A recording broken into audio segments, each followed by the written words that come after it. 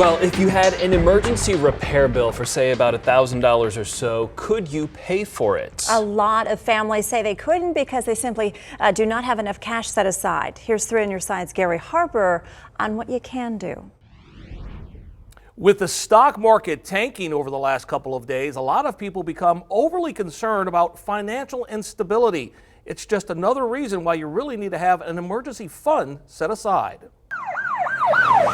It's a situation none of us want to be in, an expensive emergency, one that could wipe out your bank account. Most people are not very serious about their emergency fund, unfortunately. She's right. In fact, a national survey revealed less than half of Americans indicated they have $1,000 stashed away in their bank. That's money you may need. 40% of Americans don't have $1,000 in the bank to cover an emergency, which is a pretty staggering number. Jill Emanuel is a financial coach here in the Valley. She tells 3 on Your Side that it's never too late to start building that cash reserve just in case the unthinkable happens. A good starting place, oftentimes you'll hear $1,000. Like, just get at least $1,000 put aside into a true emergency fund.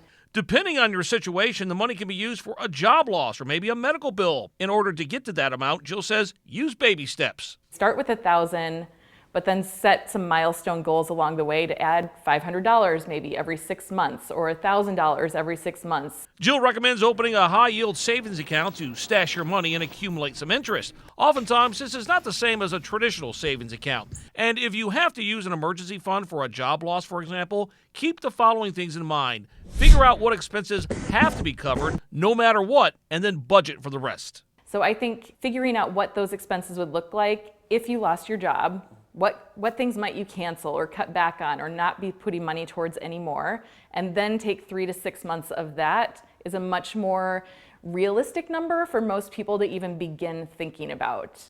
A general rule of thumb is to always have anywhere between 3 months and 6 months worth of income put into your emergency fund. It's easy to do, particularly if you have a tax refund coming back. If you do have a refund, put that into your savings account.